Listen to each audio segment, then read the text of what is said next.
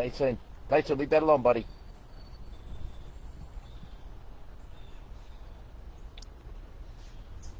All right, everybody. Well, I want to first wish everybody, I hope everyone's having a safe and happy 4th of July weekend.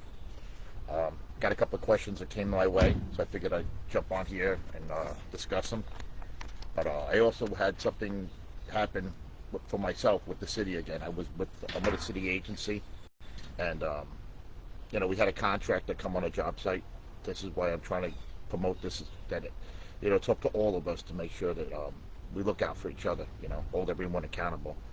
Um, the company came on the job, furniture company, and checked with the union. They were signatory. I went back downstairs when I was going to get material, and I carded one of the guys. The guy gave me his union card. There was about 9 guys on the job. He was the only one with a union card. I witnessed other people with tools and stuff like that. So clearly, they were intent was to put some stuff together. Later on that day, the management for the city agency was kind of pissed that I carded them. I don't understand why they made such a big deal about it, considering that they're a signatory union contractor. But the guy straight up told me, "Oh, they don't. Not everybody pays prevailing rate, even though it's required by federal and state law." Um, it just goes to show you that these agencies have people there that are, breaking the rules and not doing their due diligence and holding up to what should be done right. There should be signatory payroll, which isn't being enforced. How this is happening, I don't know, with state and federal money. I think it leaves a lot of room for corruption, a lot of room for deception. How people run things. I mean, clearly, if everything was done correctly, and the city agencies paying the money they're supposed to be paying properly, right? If no one's getting kickbacks or anything like that, then me carding people or you carding people shouldn't be an issue, right?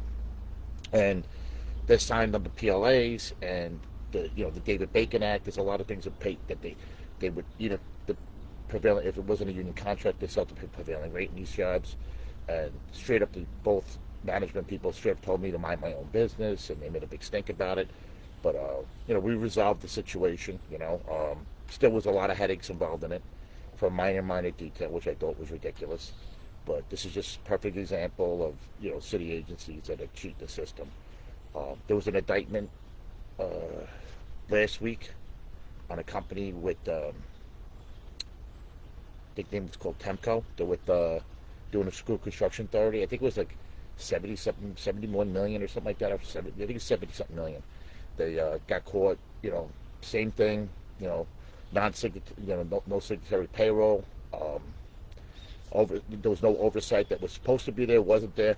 But luckily, eventually, somebody blew the whistle on it and cracked down. I knew a little bit about it. I had some information about it, as well as stuff that just came down with the Port Authority. I directed the guy with the Port Authority to somebody that was using fraudulent insurance numbers and scaffolding information for swing set scaffolding, using someone else's license. And that company just got penalized, I think, several $100,000, and the owner might be doing 5 years in jail, which is unfortunately, this is what needs to happen, right? We need to crack down on this. These people are cheating the system, right? Putting people in danger, right? Getting substandard work, and robbing taxpayers. Robbing. This is we built these rules and regulations for a reason, right? And nobody's enforcing them. So, we signed these PLAs in good faith, and we had these meetings, and then people just use deception to work around it, right? And my key thing is when people get very angry about it, I feel that there's something behind it, right? Why would somebody? You're not getting angry. They talk over you, get angry when they're trying to deceive you.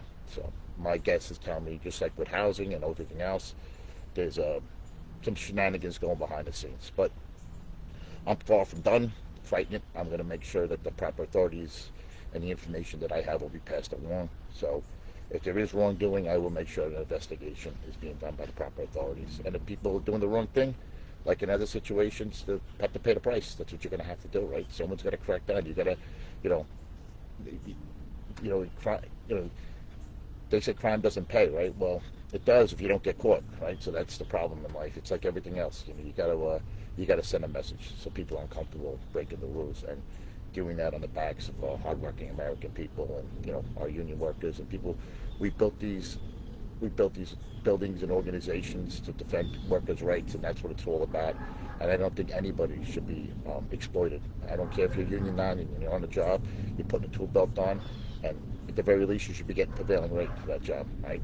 You're coming in to do a day's work, and someone shouldn't be filling their pockets with revenue that's meant for a working class family.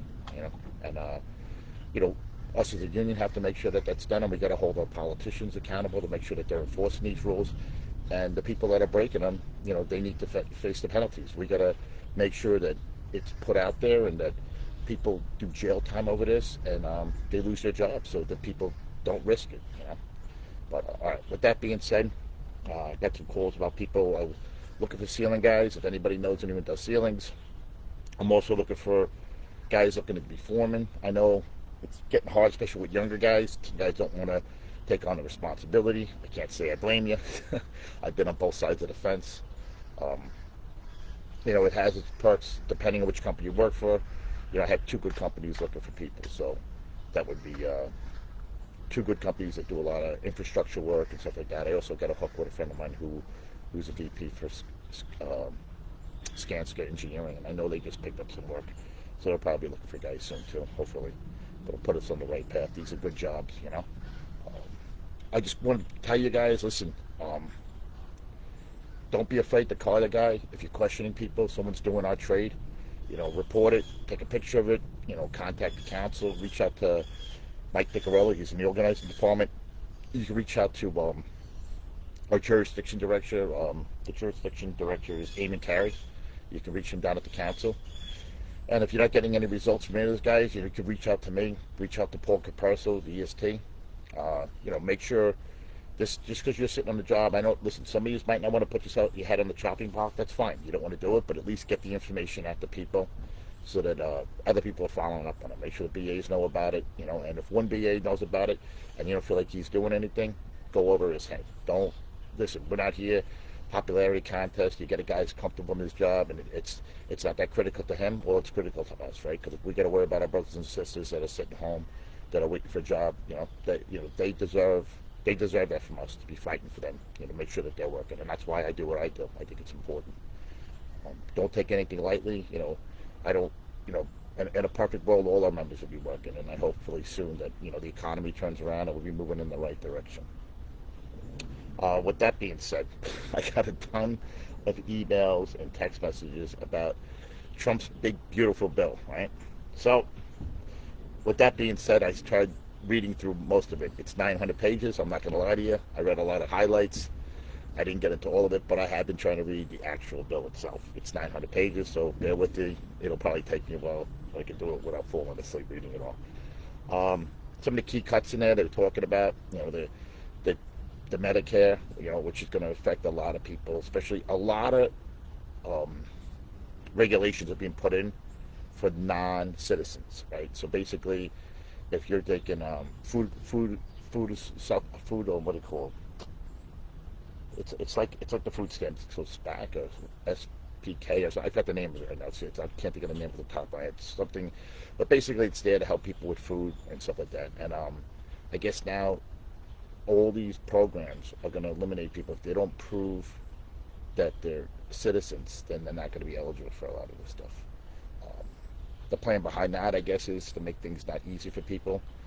They're going to change a lot of the laws now for asylum seekers, depending which country you're coming from, who qualifies as asylum seekers, which pretty much it's always been there, but no one's really enforced it. I do know there's less people coming over the borders now, right? And there's going to be, in the stimulation bill, there's going to be a lot of construction created probably in Texas and Arizona for border crossing stuff and building new facilities and stuff like that. So you'll see some work on there. There's some cuts to the clean energy bill, but a lot of that will stimulate some more work now to get in under that requirement to get that stuff going. Some of that will affect us, right, with solar panels. I believe, right, the solar panels and windmill, which a lot of our millwrights do, right? Our carpenters probably get for the footings to put those big units up. So they're going to change a lot of that. I guess they're pushing more of the big oil businesses and stuff like that. But listen, that's why I vote independent now. I don't believe in both sides. There's a lot of things they put in there to help the elderly, as far as getting your Social Security. It eliminates a lot of federal tax on that. I think up to a certain amount. I don't remember the exact number. I think it's in the 80 something thousand or 85,000.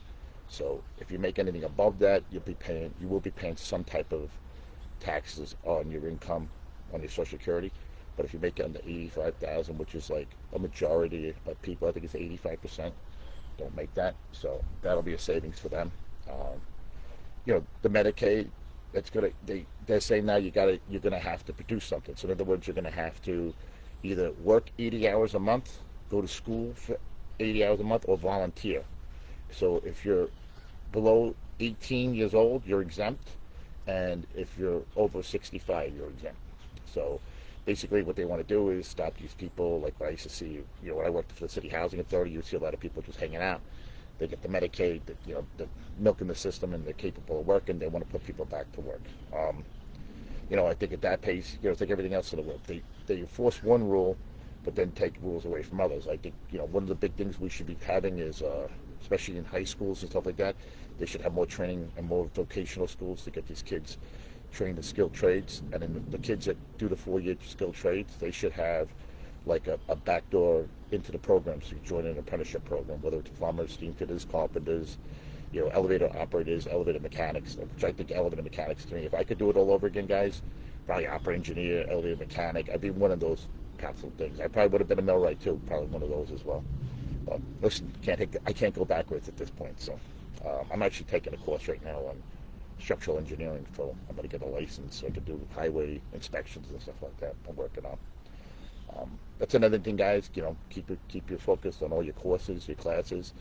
I got a friend of mine. He's taking a class right now. He's just telling me about for the MTA, for getting an inspection license. It's a great opportunity when you're getting ready to retire to do stuff like that. And other things for information on trying to keep yourself employable after your retirement, right? Everybody just because we're retiring at 55, our bodies might not be able to take it, but hopefully our mind's still intact and we could move on and try to do something else and still contribute to society, right? We can have it. Some of us will just retire, and that works even better. If you can do that, God bless you. Me, I think I'd go crazy if I sat around all day, but we'll see what happens. I'm going to probably enjoy a little bit before I start working again. I got at least one more year at this game, a year and a half, I think. All right. So what was the other thing? So they talked about that, and they talked about some of the tax benefits will be into companies to reinvest in themselves, which should stimulate some construction growth and buildings, and hopefully, from what we're seeing in New York City now, with some of these lease deals coming through, hopefully the plans will be to renovate those buildings, those floors, so that'll get these interior companies up and running. That's basically our bread and butter. There's some other work coming out around Hudson Yards, I believe. There's some plans for the casinos, but I don't think anything's etched in stone as far as putting guys to work or finding out who's going to be awarded those contracts or where they are really at this point. I know there's a lot of work going on with the power plant still over in by LaGuardia Airport, over in the back there. But that's been going on for quite a while now. I think Kiwi's back there. I got a friend of mine who does the safety work back there. That seems to be buzzing along. I think the one big facility in the back is done, but they got like several others that are going to be built back there. They're power stations with battery pack systems. It's electric coming in from Canada. It's going to be stored there. So it's supposedly like 1.5 million homes or something like that's going to be powered by this thing. It's one of the biggest power. It's one of 9 in the entire country, or the entire world. Sorry, 9 in the entire world. It's the first major power increase that we've had in like 80 years or something like that.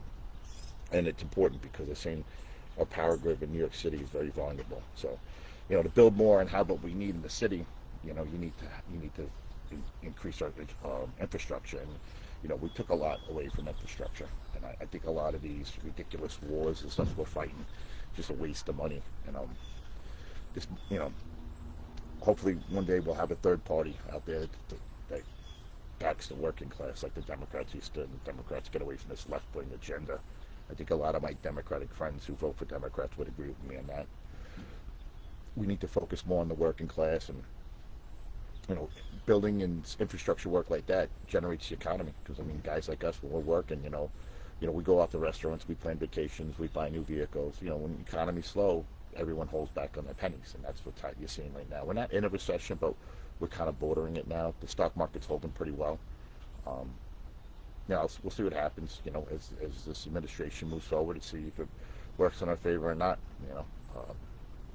I think if they drive down interest rates a little bit, that'll help stimulate some stuff for people doing work around the house, and people to buy new homes. That's another problem. Home ownership is so far away from this younger generation that their goals for them is like, why bother, right? If you imagine being a young kid right now, and you're out there and you're never going to own a home, right? Between your college debt, it's criminal what they did to some of these kids running up their college debt like that. And some of these parents didn't know any better either, but these kids went to colleges to get degrees that, they make 30,000-40,000 a year. I got a nephew became a school teacher. He'll work 20 years before he makes $100,000. You know, 200,000 over $200,000 in student loans. It's criminal what they do to a kid like that. He's probably paying $1,400 a month just for student loan payments, and he'll be paying that off God knows how long. But there's a lot of other kids that took classes too. Listen, if you're going to go to college, in my opinion, a doctor, lawyer, engineer, architect, take a degree, that's going to produce something. The liberal arts degree is just you're wasting your time. You're wasting your time and your parents' time. And if that's what you want to do, go get a part-time job bartending and party all weekend, smoke some weed. You'll be just as happy, probably, as not be dead when you get out to it. I can't emphasize enough to get all these young kids to take these civil service tests that are out there. I wish more people pushed me when I was younger to do it. I did take several tests back then, but it was almost impossible to get in. It was, like the sanitation department back in the day, like you had to know people to get in there. But today, I know people taking tests and they get in. I do it myself. I constantly take these tests, and I just do it as a backup plan, right? So, you got the police department test, state troopers test. You just had the police department in Delaware test just come out. Fire department. I talk to the guys from the fire department on Roosevelt Island all the time. They're great guys. Hello, you guys. Some of you guys are friends with me on Facebook. You'll probably see this video. What a racket those guys got. It's a tough job though. Listen, it all looks great when it's beautiful weather like this out, right? Who wants to be there when it's sub-zero out? And they told me some stories of pulling bodies out of the water. They see some, and I guess the the way the currents roll, they end up downtown Manhattan. That's where they end up getting fished out of, because there's a lot of current around there. But that's where they keep a lot of their hubs and stuff like that. And they do a lot of rescues of people falling off the bridges or anything like that. And I think there's a fire rescue division too for the fire department that run pump stations. I think they're still active, like for big factory fires that used to happen back in the day off the water. But that's a good opportunity for kids. So get those. Go online, check those applications. You got to beat it into their kids' heads.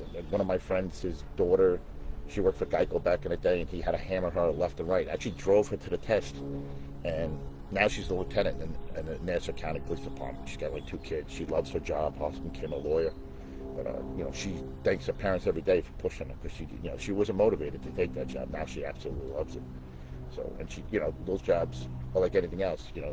You talk to these guys that have these jobs. They all say the first thing to you, I got 9 more years left, I can retire. So it's funny that every single guy that works these government jobs, they're all counting the days for their pension so they can move on and try something different. The other parts within that bill that was stuff that I thought would affect this is the immigration status and cutting people out. This is going to stop a lot of these contractors that would cheat in the system. I heard some of the sob stories, like I told the one guy, you're not going to hear any tears from me. They really shabby work. Some of these guys, like, horrible. I've seen jobs where floors are just 4 to 6 inches out within like 10, 15 feet, like horrible. Finished floors that are just like disgusting. In my opinion, need to be chopped up and totally redone. And these are supposedly efficiency houses, and the rents just skyrocketing high. I mean, I don't see $5,000 being affordable housing for anybody, but maybe I'm in a different world. Now these contractors, they're gonna have to hire skilled workers to do this work, and there'll be less kickback money in it. There's a lot more kickback money in the non-union than there is in the union, and I tend to see that's why companies tend to go that way, right? They can bypass payrolls and figure things out, and they even do this on prevailing rate jobs. It happens all the time. But this company just got caught with the School Construction Authority. I think I posted it online. I'll post it again for everyone who wants to read it. To District Attorney's Office, but they had family members and they had a legals worker for them, and they were paying cash, and they did a huge investigation, and millions and millions of dollars that were, tax revenues, everything was lost, and people that were put out of jobs that deserved that work. So, but hopefully that guy will go to jail, right? And the next guy will think twice before he does it. That's what I look at it for. So, like I said, if you guys see something that don't look right, by all means, speak up. Don't be afraid. That's how these unions were built, right? We fought for each other, and we didn't just come by this, guys. Nobody gives you anything in this world. You can't think that someone else is going to go out there and do it for us, right? We gotta hold our leadership accountable, and we gotta hold the regulations and rules and laws that are there accountable, right? We can't let people cheat us and rob from us, right? If someone came in your front door and robbed your house, you wouldn't stand for it. So you can't let anyone come in and start robbing our funds and benefit funds. With that being said, the other questions that are coming out, guys, we'll check here was stuff about the pension and the annuity with the Carpenters Union. For me to be clear on what way it's explained to me was, we're moving our pension funds over, right? Just like the benefits. Eventually, their plan is to merge our funds, right? They want 3 funds throughout the country. This is a discussion down in Atlantic City and Vegas. This has been going on for a while, right? So, Barbara Jones, worked out magic that she was able to get the pension fund out from under the stipulation and order. They did that about 11 years ago. And it took time to get everything worked out, but there it is. So if you look from across the country, I guess they want to have 3 funds, right? A West Coast, Mid-Atlantic, and an East Coast funds. I think I spoke about it a little in the last video. I don't know how they would go about doing this. There's a lot of paperwork involved in that. You got to get trustees' agreements and the funds, and how they're going to, how new raises would be produced. I don't know how you would do it if you were an EST here and you're raising the pension and the benefits, how those things would intertwine. Sounds a little more complicated to me, so I don't think they could try to do it, but I think, between courts and stuff like that, it's probably going to take longer to do that. Now, the problem that bothers me the most about that is, they can say they're not merging the council, right? The council's still going to be there, but it'll just be a name, right? The money will be gone, and the money belongs to the pension fund. So as soon as the pension fund is there, all we need is trustees to sign off on it. We don't get a vote. The delegates don't get a vote. It's up to the trustees, right? So how would they try to market that? And if down the road they decide they want to diversify our funds and get our money out of our real estate holdings, they'd be able to sell the building right from under us, right? Will that definitely happen? I don't know. Do I trust anyone involved? Absolutely not. When it comes to money and finances, I tend to, hope for the best, but expect the worst, The medical end of it. They're going to move that together. It'll be all part of that one thing. They're getting rid of Express Scripts eventually. There's a new prescription company, independent something. It's run by Frank Spencer. That's when Kristen O'Brien resigned. She went to work for that company, as far as I understand. And they'll be marketing us to that. So basically, I did a little research on it. Express Scripts is a multi-billion-dollar company. These prescription firms were actually started to have lower costs, but over time they ended up costing us a lot of money because they charge 30% markups. So what's going to happen with that? What my opinion is, my personal opinion, I think we'll end up getting that in play. I think there's not much we can do to stop that. I would guarantee you guys that you're looking at a major reduction, probably, or an elimination of retirement medical. I think that'll be our next step. When they have control of the funds, right? How are they going to increase their profit ratio? Eliminate the retirees. And, retirees are shooting themselves in the foot. And I said that in one of my last videos. It's very important for all you guys that are retiring is don't give up your union card. I know they try to promote it. They tell you, oh, you don't need it. You can collect your pension. You get your this. You get your medical. You don't need it. Guys, listen to me. A lot of these locals, guys are paying $28 a year or $100-something a year to keep their union card. You got the access to the school, take classes, whatever you want to do. You got a right to vote. And if you're not there and you can't vote and you don't hold a vote in that argument, then you'll have people that will sell us out the river, right? Like I said in my last video, I will run again for EST come this November. It's important. I'm talking to some people who want to run with me. This is going to be, last time we put together a ticket, the last minute notice. I had 2 great guys on my ticket. So, this will be a little bit more planning involved. We're going to run a whole ticket. So I'll be putting that together, and I'll be giving ideas on who I'll be putting together in my candidates. And, I'm looking forward to this, and I think it's a great opportunity. If I can get in there, guys, that's off the table. We're not hanging our fucking retirees out, and we're not merging our medical. Not under my watch, we're not.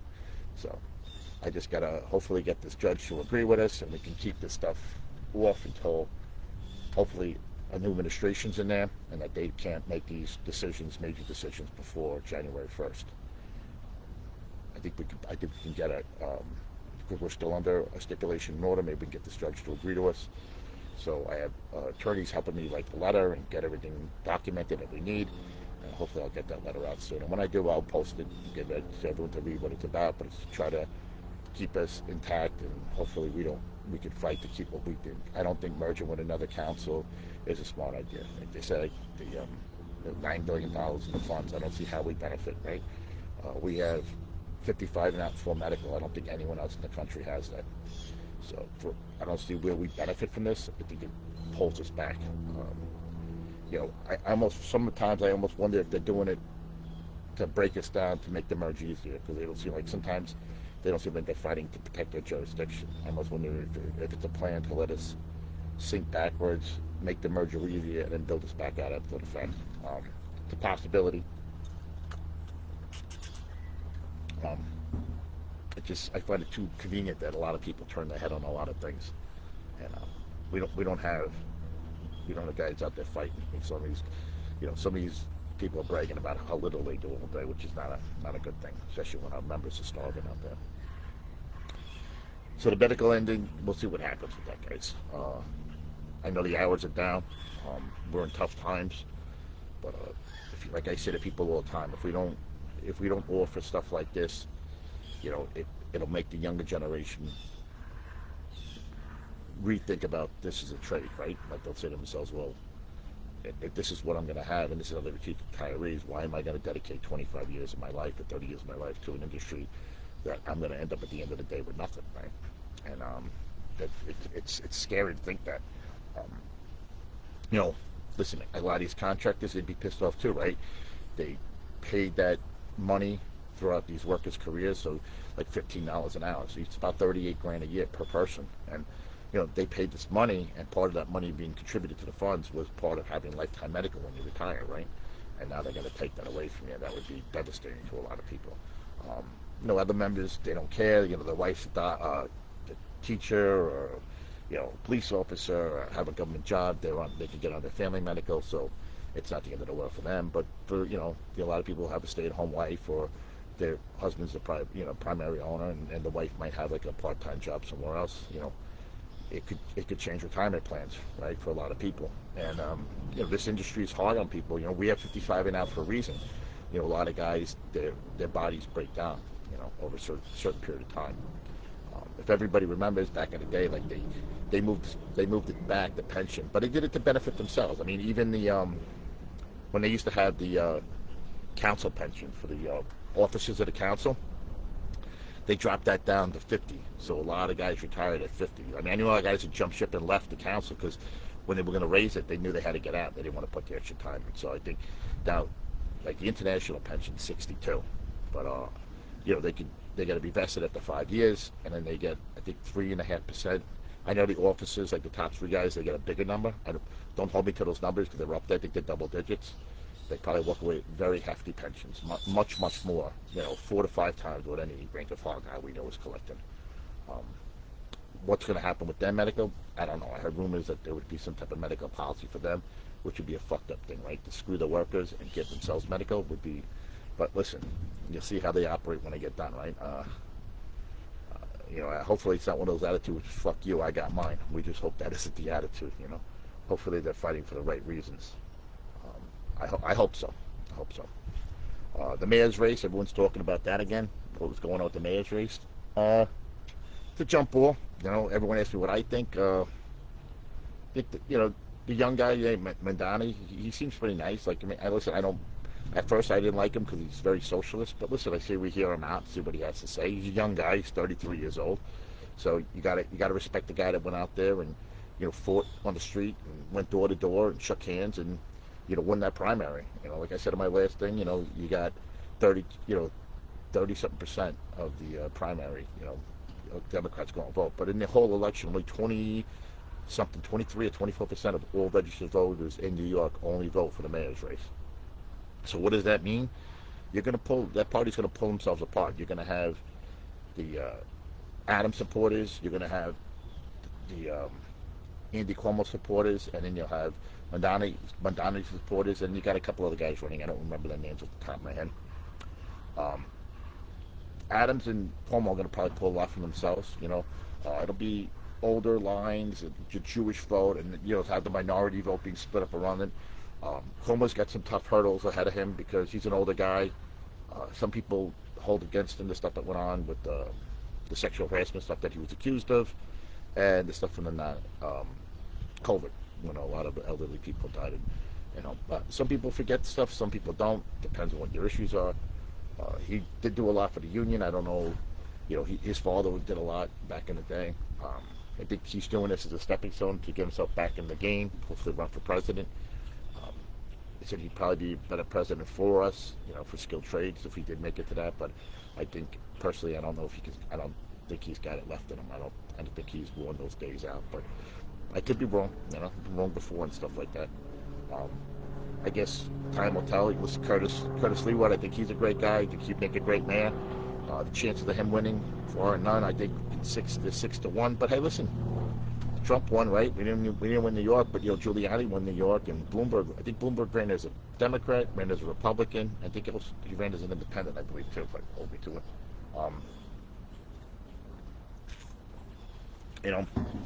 I think crime's a key thing for a lot of New Yorkers. I don't live in New York anymore. I grew up in the city, grew up in Queens. I lived in Manhattan for a couple of years. So one thing I would actually probably do one day is maybe move back there. The crime is out of control. Homeless problems out of control. They gotta do something. They need more places to put these people that are have mental issues and stuff like that. They got to get them help. They're out on the streets, and that's a problem. And when people are desperate to do things, and crime does go up, and crime goes up, it affects people going out to dinner, and people spending money, and that affects businesses, and people have little stores and they get shoplifters. That all comes out of the bottom line, and high retail rents are very, very high in New York, so these businesses are getting destroyed. So someone's going to have to step up to the plate and start cracking down on that. I think out of all of them, I think Curtis Lee would probably be the most influential about fighting crime and going after it in the city. It seems to be that's been his model his whole life. And getting the police back in the police to get their jobs. Listen, some of my friends that are cops are happy the way things are. They said they got unlimited overtime, so they want Adams back. They said Adams is making a fortune with him. So I think they should let these cops do their jobs more. I think these cops should be held accountable to not stereotype or abuse people, but when it comes to cleaning up the streets, they should be allowed to do their jobs. So we'll see what happens with that. Hopefully, by making the city safer, it'll bring more influx of money and bring tourism back to the city. We're losing a lot of tourism, which is going to affect the hotels and the restaurants and the Broadway shows and all that stuff in the city. So we need to get that up and running and keep it strong to keep the economy going well in New York. But listen, New York is here to stay. It ain't going nowhere. Somehow New York City always revives itself. It comes back stronger than ever. We survived a lot of things over a lot of generations. I'm pretty sure we'll survive this slowdown, and we'll get ourselves back to where we need to be, right? Hopefully. So I'll check and see if you guys sent any information in here. I don't know if I can even access it, but I'll try. I can. For some reason, guys, I don't see the live feed, and I don't know why. Let me see if I jump out and jump back in. Maybe I can do it. Not looking good here. Hopefully this is taping. Here, for some reason, it's not showing it. Oh, here we go, right here. I got it. Alright, we're not doing good. Oh, Gina's watching me. Look at that.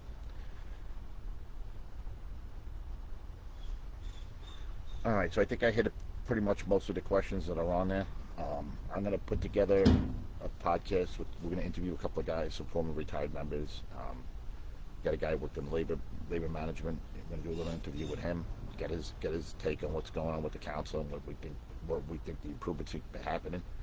I'm going to reach out to a couple other members, some sisters of mine in the union that are get their opinion on what they think we should be marketing, and try to keep I think training is key for a lot of people, right? To make sure people have an avenue after retirement or as they get on later in their career. So if an injury strikes or something like that, that they can pivot into another division of work, which could help us, right? Site safety management or something like that, or inspection work, something where they're still in the game and it can, there are eyes and ears in the field. So I think that's important for what I think we should be pivoting towards, to try to train our guys. Like I said it before in some of my other videos, I've said to a lot of people, to me, I find it disgusting that the majority of the licensed site safety managers in New York City are laborers. The guys that push the brooms somehow get all the safety licenses, and we turned our back to it. We should have a sit down and come down with some certified class, some way where we can certify our members and to help get that. And we're the ones building the buildings and maintaining and building the safety equipment on the job, and the guy pushing the broom is getting the license. It's kind of like it's a smack in the face if you miss me. So I think that would be worked out. A friend of mine's got good connections with the new guy who took over for the DOB. He's out of Staten Island, so hopefully we can build that relationship up and probably work something out for our members and sit down with him and discuss what we feel is in a fair position. Maybe going through the contract and trying to move mountains to get the information that we need. Maybe we could do it where the council, the union, can have courses and we can certify through our own in-house. And it benefits both us and it benefits the city to have these former members or have these licenses to make sure the work is done properly. I mean, that's my opinion. All right, guys, listen, everyone enjoy your 4th of July. If you have any questions, PM me the information on here. Like I said at the beginning, I'm looking for ceiling guys and women, sorry, both. Anyone that does ceilings to give me hit me up. I'll point you in the direction. I actually probably have 3 companies looking for ceiling people. I have two companies right now that are looking for foremen. So if you're a younger guy and you're ready to pick up work, they're decent sized jobs, so it might be an avenue for you to get moving in that direction. You got to start somewhere. So if you got the know-how and you want to do it, I think these are 2 good companies you probably want to interview with and give yourself a shot. All right, guys. Till next time. Have a good weekend.